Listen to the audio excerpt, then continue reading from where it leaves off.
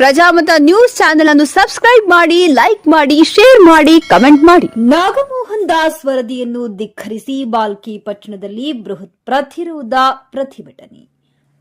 ಬಲಗೈ ಒಳ ಮೀಸಲಾತಿ ಹೋರಾಟ ಸಮಿತಿಯ ಬಾಲ್ಕಿ ತಾಲೂಕು ಅಧ್ಯಕ್ಷರಾದ ರಾಜಕುಮಾರ್ ಮೋರಿಯವರ ನೇತೃತ್ವದಲ್ಲಿ ಬಲಗೈ ಸಮುದಾಯದ ಚಿಂತಕರು, ಧುರೀಣರು, ಜ್ಞಾನವಂತರು ಸೇರಿ ಮತ್ತು ಬಲಗೈ ಸಮುದಾಯದ 3ರಿಂದ 5,000 ಜನಸಂಖ್ಯೆಯ ನಾಗಮೋಹನ್ ದಾಸ್ ವರದಿಯನ್ನು ಧಿಕ್ಕರಿಸುವ ಪ್ರತಿಭಟನೆಯಲ್ಲಿ ಭಾಗಿಯಾಗಿ ಪ್ರತಿಭಟನೆಯನ್ನ ಯಶಸ್ವಿಗೊಳಿಸಿದರು. ಈ ಪ್ರತಿಭಟನೆ ರ್ಯಾಲಿಯನ್ನು ಯಶಸ್ವಿಯಾಗುವುದಕ್ಕೆ ಬಲಗೈ ಸಮಿತಿಯ 30ರಿಂದ 50 ಜನರ ಸದಸ್ಯರನ್ನು ಸಕ್ರಿಯವಾಗಿ ಮನೆ ಮನೆಗೆ ಈ ಹೋರಾಟದ ಬಗ್ಗೆ ಮನವರಿಕೆ ಮಾಡಿದರು. ಬಾಲ್ಕಿ ಪಟ್ಟಣ ದಿನಾಂಕ 7/3/2026ರಂದು ಎಲ್ಲಿ ನೋಡಿದರೆ ಅಲ್ಲಿ ನೀಲಿ ಧ್ವಜವೇ ಕಂಗೊಳಿಸುತ್ತಿತ್ತು. ನಮ್ಮ ಹಕ್ಕು ನಮಗೆ ಬೇಕು ಎಂದು ಬಾಲ್ಕಿ ಪಟ್ಟಣದ ಬಲಗೈ ಒಳ ಮೀಸಲಾತಿ ಹೋರಾಟ ಸಮಿತಿ ವತಿಯಿಂದ ಬೃಹತ್ ಪ್ರತಿರೋಧ ಪ್ರತಿಭಟನೆಯಲ್ಲಿ ಪ್ರತಿಭಟನಾಕಾರರ ಗಾಂಧಾರ್ಭಿಕ ನುಡಿಗಳನ್ನು ಸರ್ಕಾರಕ್ಕೆ ಮುಟ್ಟುವಂತೆ ಮಾಡಿದರು. ಅದೇ ಸಂದರ್ಭದಲ್ಲಿ ಎಡಗೈ ಸಮುದಾಯದ ಭಾಸ್ಕರ್ ಪ್ರಸಾದ್ ಹಾಗೂ ಅರುಣ್ ಕುಮಾರ್ ವಕೀಲರ ವಿರುದ್ಧ ಕೆಂಡಾಮಂಡಲವಾದರು.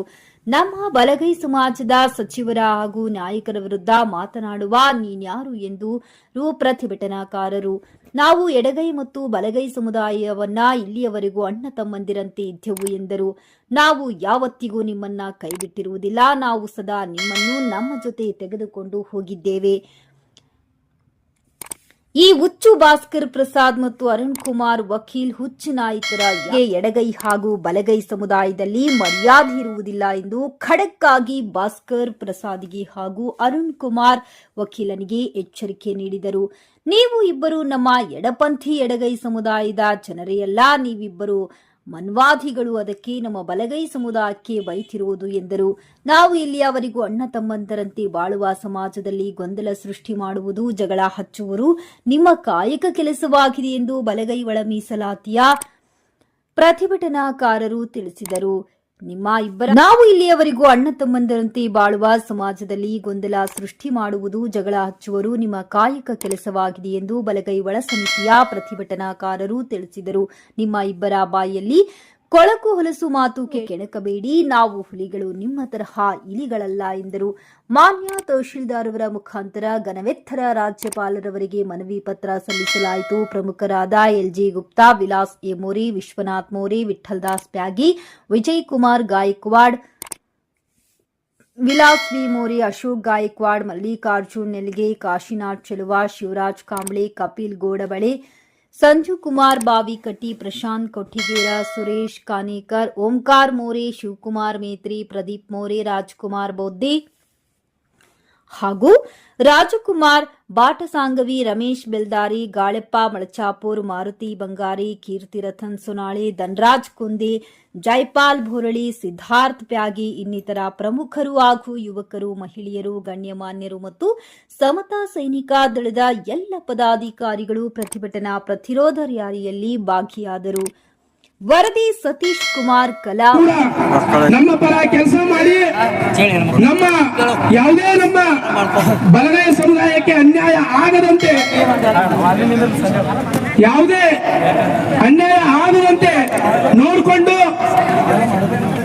ನಮ್ಮ ಎಲ್ಲ ಒಂದು ವಿದ್ಯಾರ್ಥಿಗಳ ಭವಿಷ್ಯವನ್ನ ನಿರೂಪಿಸಬೇಕಂತ ಹೇಳ್ತಾ ಮುಂಬರುವಂತ ಸಮಯದಲ್ಲಿ ಯಾವುದೇ ರೀತಿ ಇಂತ ಒಂದು ಅವರು ಇರಬಹುದು, ನಮ್ಮ ಸಂಜು ಕುಮಾರ್ ಬಾವಿಕಟ್ಟೆ ಇರಬಹುದು, ಪ್ರಶಾಂತ್ ಅವರು ಇರಬಹುದು, ಶಿವಕುಮಾರ್ ಇರಬಹುದು, ನಮ್ಮ ತಮ್ಮವರಾದ ಬೌದ್ಧ ರಾಜ್ಕುಮಾರ್ ಇರಬಹುದು, ಪ್ರದೀಪ್ ಮೌರ್ಯ ಇರಬಹುದು, ಹಾಗೂ ಇಲ್ಲಿ ಸಿದ್ಧಾರ್ಥ್ ಇರಬಹುದು, ಅನೇಕ ವಿಲಾಸ್ ಮೌರ್ಯ ಅವರಿಗೆ ಅಭಿನಂದನೆಗಳನ್ನು ಸಲ್ಲಿಸಕ್ಕೆ ಬಯಸ್ತಾ ಇದ್ದೀನಿ ಬಂಧುಗಳೇ. ಏಕೈಕ ಡಾಕ್ಟರ್ ಬಾಬಾ ಸಾಹೇಬ್ ಅಂಬೇಡ್ಕರ್ ಅವರು ನಮ್ಮ ಹತ್ತ ಈ ಸಮಾಜದಲ್ಲಿ ಬಹಳ ದೊಡ್ಡ ಗುಣ ಇದೆ. ಒಂದು ವೇಳೆ ನಮ್ಮ ಸಮಾಜಕ್ಕೆ ನೀವು ಕೈ ಹಾಕಿದರೆ ಇದು ಸುಮ್ಮನೆ ಬಿಡಲ್ಲ. ಯಾಕಂದ್ರೆ ಅದೊಂದು ಇದೇ डॉक्टर बाबा साहब अम्बेडकर के औलाद है, डराने से धमकाने से नहीं डरने वाले। डॉक्टर बाबा साहब के औलाद है, डराने धमकाने से नहीं डरने वाले हैं, और भी ज्यादा हम बढ़ने वाले हैं तो माता ने संदर्भ में बयस्ता इದ್ದೀನಿ। ಇವತ್ತು ಇಲ್ಲಿ ನಮ್ಮ ತಾಯಂದಿರು ಇವತ್ತು ಬಿಸಿಲಲ್ಲಿ ನಿಂತಿದ್ದಾರೆ. ಇವತ್ತು ಅಲ್ಲಿಂದ ಹಿಡಿದು ಇವತ್ತು ಸುಮಾರು 4-5 ಕಿಲೋಮೀಟರ್ ತಾವೆಲ್ಲ ಪಾದಯಾತ್ರೆ ಮಾಡಿ ಬಂದಿದ್ದೀರಿ. ಇವತ್ತು ತಮ್ಮ ಎಲ್ಲ ತಾಯಂದಿರಿಗೆ ನನ್ನ ಕೋಟಿ ಪ್ರಣಾಮವನ್ನು ಸಲ್ಲಿಸಿ ಬಹಳಷ್ಟು ಸಮಯ ಆಗಿದೆ. ಈ ಹೋರಾಟ ಯಾವೇ ಇರಲಿ, ಇವತ್ತು ಟೇಲರ್ ಇದೆ, ಬರಂತ ಸಮಯದಲ್ಲಿ ಎಲ್ಲರೂ ಒಂದಾಗಿ ಇವತ್ತು ಸಮಾಜಕ್ಕೆ ದುಡ್ಡಾಗಲಿ ಪ್ರಾಣ ಆಗಲಿ ನಮ್ಮ ರಕ್ತ ಹರಿದರೂ ಕೂಡ ಪರವಾಗಿಲ್ಲ ಅಂತಕ್ಕಂಥ ಮಾತನ್ನ ಹೇಳಿ ನನಗೆ ಕರೆಸಿ ಮಾತಾಡಲಿಕ್ಕೆ ಅವಕಾಶ ಮಾಡಿಕೊಟ್ಟಿದ್ದಕ್ಕಾಗಿ ತಮ್ಮೆಲ್ಲರಿಗೂ ನನ್ನ ಕೋಟಿ ಧನ್ಯವಾದಗಳನ್ನ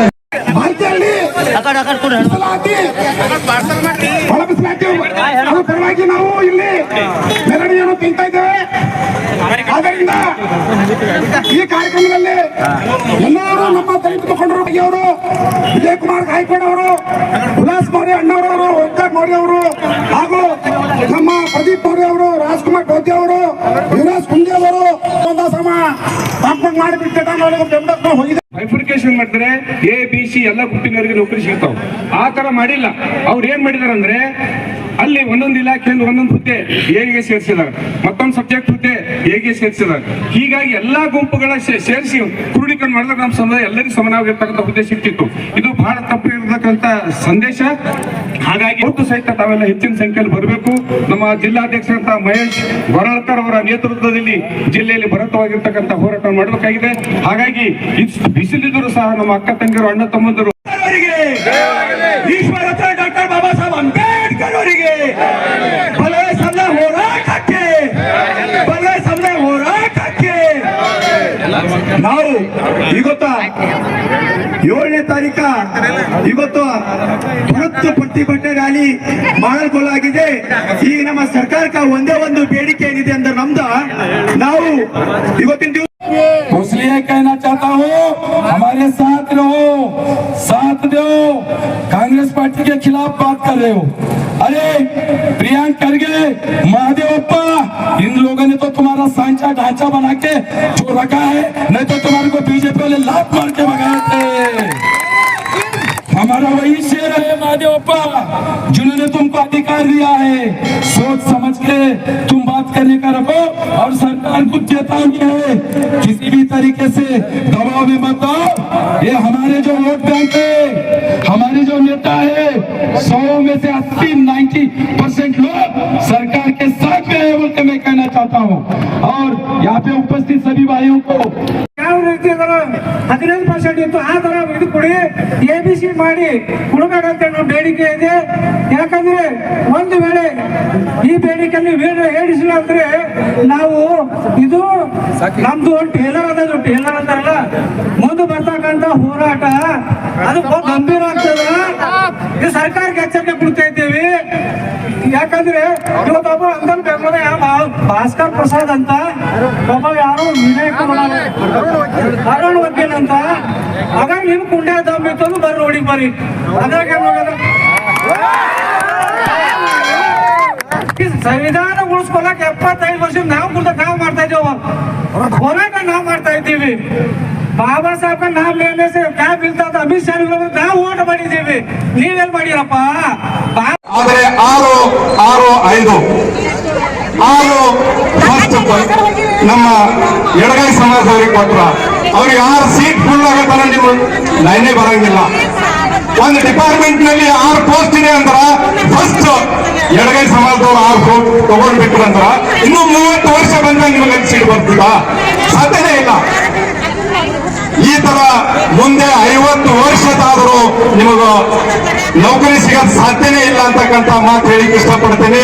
ಈ ವೇದಿಕೆಯ ಮುಖಾಂತರ ನಾನು ವಿಶೇಷವಾಗಿ ನಮ್ಮ ಎಲ್ಲ ಶಾಸಕರಿಗೆ, ಮಂತ್ರಿಗಳಿಗೆ ಮನವಿ ಮಾಡ್ತೀನಿ, ದಯವಿಟ್ಟು ನೀವು ಬಾಬಾ ಸಾಹೇಬರ ಅನ್ನ ತಿಂದಿರಿ ಮತ್ತು ಬಾಬಾ ಸಾಹೇಬರ ಹೆಸರು ಮೇಲೆ ರಿಸರ್ವೇಶನ್ ತಗೊಂಡು ನೀವು MP ಗಳು ಆಗಿರಿ, MLA ಗಳು ಆಗಿರಿ, ನೀವು ನಮ್ಮ ಸಮಾಜದ ಋಣ ತೀರಿಸಬೇಕಾದ್ರೆ ನೀವು ಅಸೆಂಬ್ಲಿಯಲ್ಲಿ ನಮ್ಮ ಅಕ್ಕ ತಂಗರ ಬಗ್ಗೆ ಮಾತಾಡಬೇಕು, ನಮ್ಮ ಯುವಕರ ಬಗ್ಗೆ ಮಾತಾಡಬೇಕು, ನಮ್ಮ ಎಂಪ್ಲಾಯ್ ಬಗ್ಗೆ ಮಾತಾಡಬೇಕು, ಪ್ರತಿಯೊಬ್ಬರ ಬಗ್ಗೆ ನೀವು ಮಾತಾಡಲಿಕ್ಕೆ ನಾವು ನಿಮಗೆ ಅಸೆಂಬ್ಲಿಯಲ್ಲಿ ಕಳಿಸಿವಿ. ದಯವಿಟ್ಟು ತಾವೆಲ್ಲರೂ ನಮ್ಮ ಬಗ್ಗೆ ಕಾಳಜಿ ವಹಿಸಬೇಕು. ಯಾಕಂದ್ರೆ ಬಾಬಾ ಸಾಹೇಬ್ರ ಅನ್ನ ನಾವು ತಿಂದೀವಿ ಅಂದ್ರೆ ನಾವು ಸಮಾಜ ಬಗ್ಗೆ ಮಾತಾಡಲೇಬೇಕು. ಬೇರೆಯವ್ರು ಮಾತಾಡ್ಲಿಕ್ಕಾಗಲ್ಲ. ನಾ ಯಾರಾದ್ರೂ ಗುಲಾಮ್ ಇದ್ದೀನಿ ಅಂದ್ರೆ ಬಾಬಾ ಸಾಹೇಬ್ರು ಅಷ್ಟೇ ಗುಲಾಮ್ ಇದ್ದೀನಿ, ಮಹಾತ್ಮ ಗೌತಮ್ ಗುಲಾಮ್ ಇದ್ದೀನಿ, ಬೇರೆ ಯಾರು ಗುಲಾಮ್ ಇಲ್ಲ ನಾನು. ಯಾಕಂದ್ರೆ ಅನ್ನ ಬಾಬಾ ಸಾಹೇಬ್ ಇದ್ದಾರೆ, ಬಟ್ಟೆ ಬಾಬಾ ಸಾಹೇಬ್ ಇದ್ದಾರೆ, ಈ ವಾಚನು ಬಾಬಾ ಸಾಹೇಬ್ ಇದೆ. ಅದಕ್ಕೆ ದಯವಿಟ್ಟು ಸಮಯ ಜಾಸ್ತಿ ಆಗಿದೆ, ನನಗೆ 2 ನಿಮಿಷ ಟೈಮ್ ಕೊಟ್ಟಿದ್ರು. ರಕ್ತ ಕಾಣಿ ಹೊರಟಿರ್ವಿ ನಾವು ನ್ಯಾಯ ಬಿಡಲ್ಲ ಅಂತ ಹೇಳಕ ನಾನು ಇಚ್ಛೆ ಪಡ್ತೀನಿ. ಅದ್ರ ಸಲುವಾಗಿ ತಾವು ಎಲ್ಲರೂ ಜಾಗೃತಿಯಿಂದ ಎಲ್ಲರೂ ಒಂದ್ ಮನುಷ್ಯ ಅಂತ ನಮಗ ಈ ದಿನ ನೀವು ತಿಂದಿರಿ, ಈಗ ನಾವು ತಿಂತೀವಿ ಅಂತ ಸುಳಿ ಮಗನೇ ಬಾಬಾ ಸಾಹೇಬ್ ಜೈ ಹೊಡೆದ್ ನಾವು ಸಾಕಾಗಿ ನಮ್ಮ ಪರಂಪರೆ. ನಾಗಮೋಹನ್ ದಾಸ್ ಅವರು ಸುಳ್ಳು ಒಂದು ವರದಿ ಕೊಟ್ಟಿದ್ದಾರ. ಎಲ್ಲ ನಮ್ಮ ಕರ್ನಾಟಕ ರಾಜ್ಯದಲ್ಲಿ ಎಲ್ಲಕ್ಕಿಂತ ಹೆಚ್ಚು ಜನಸಂಖ್ಯೆ ನಾವು ಬಲಗೈದರಿದ್ದು, ಆದರೆ ನಾಗಮೋಹನ್ ದಾಸ್ ಹೇಳ್ತಾನ ಎಡಗೈದವ್ರು ಜಾಸ್ತಿ ಅಂತ ಹೇಳ್ತಾನ. ಅದೇ ದಿನ ನಾಚಿಕೆ ಬರೋಕ ಬೋಸುಡಿ ಮಗನ ಬಾಬಾ ಸಾಹೇಬ್ ಅಂಬೇಡ್ಕರ್ ಅವ್ರದ್ದು ಬಚ್ಚಿಸ್ಲಾಗ ನಾವು ಬಾಬಾ ಸಾಹೇಬ್ ಅವ್ರ ಜೈ ಹೊಡ್ಯಕ್ ನಾವು ಅರೆ ನೀ ತಿನ್ನಕ್ಕಿರ್ತಿ ನೀ ಹೇಳು ಬಾಬಾ ಸಾಹೇಬ್ ಅವ್ರ ನಮ್ ತಂಗಿಯಲ್ಲ ಅಂತ ಹೇಳು, ನಾವೇ ಬಿಟ್ಕೊಡ್ತೇವೆ ನಿನಗೆ ಸುಳೆ ಮನ ಬಿಸಲಾತೀನಿ. ಅರೆ ನಾವು ಜಪ್ ತಕ್ ನಾವೇನ್ ಇರ್ತೇವೋ ನಿಮಗೆ ಯಾವ್ದು ಮಾಡ್ಬಿಡವ ಪಾಪ ತಡಿ ತಡ್ತಾನಂತ. ಇವಾಗ ಪ್ರಿಯಾಂಕಾ ಖರ್ಗೆ ಅವ್ರಿಗೆ ಹೇಳ್ತಾನ, ಪರಮೇಶ್ವರ್ಗೆ ಹೇಳ್ತಾರ, ಮಾದೇವಪ್ಪ ಹೇಳ್ತಾರ, ನೀನಪ್ಪ ಅಂದ್ರೆ 28ನೇ ಚುನಾವಣೆದಾಗ ನೀ ಗೆದ್ದು ತೋರ್ಸಂತ. ಪ್ರಜಾಮತ ನ್ಯೂಸ್ ಪತ್ರಿಕೆ ಹಾಗೂ ವೆಬ್ಸೈಟ್ ಹಿಂದಿ ಭಾಷೆಯಲ್ಲಿ ಪ್ರಕಟವಾಗುವ ಭಾರತದ ಪ್ರಮುಖ ಸಂಸ್ಥೆಗಳಲ್ಲಿ ಒಂದಾಗಿದೆ. ಮೊಬೈಲ್ ಮತ್ತು ಡಿಜಿಟಲ್ ಪ್ರಕಾಶನದಲ್ಲಿ ನಾಯಕರಾಗಿ ನಾವು ವಿಭಾಗಗಳಾದ್ಯಂತ ವಿಷಯವನ್ನು ಪ್ರಕಟಿಸುತ್ತೇವೆ ಮತ್ತು ಸುದ್ದಿ, ಜ್ಯೋತಿಷ್ಯ, ಆಧ್ಯಾತ್ಮಿಕ, ಧಾರ್ಮಿಕ ಮತ್ತು ಮನರಂಜನಾ ವಿಷಯಗಳಲ್ಲಿ ನಾಯಕರಾಗಿದ್ದೇವೆ. ಕೇವಲ ರಾಜಕೀಯ ಕಾರವಾದ ಮಾಹಿತಿ ನೀಡುವುದಷ್ಟೇ ಅಲ್ಲ, ಅವರಲ್ಲಿ ವೈಜ್ಞಾನಿಕ ಆಸಕ್ತಿಯನ್ನು ಹೆಚ್ಚಿಸುವ ರೀತಿಯಲ್ಲಿ ಸುದ್ದಿಗಳನ್ನು ಸಮಾಜದ ಮುಂದೆ ಇಡುವುದು ನಮ್ಮ ಉದ್ದೇಶ. ನಾವು ಸಮಾಜಕ್ಕೆ ಅಂತ ಮಾಹಿತಿಯನ್ನು ನೀಡಲು ಬಯಸುತ್ತೇವೆ. ಅದು ಅವುಗಳನ್ನು ಗಂಭೀರವಾಗಿ ಪರಿಗಣಿಸಬೇಕು, ನವೀಕರಿಸಲು ಮಾತ್ರವಲ್ಲ, ಸರಳವಾದ ಆದರೆ ಗಂಭೀರವಾದ ಪದಗಳಲ್ಲಿ ಸಾರ್ವಜನಿಕರ ಅನುಕೂಲಕ್ಕಾಗಿ ಸಾರ್ವಜನಿಕರ ಸುದ್ದಿಗಳನ್ನು ಸಾರ್ವಜನಿಕರಿಗೆ ತಲುಪಿಸಬೇಕು ಎಂಬುದು ನಮ್ಮ ಪ್ರಯತ್ನವಾಗಿದೆ.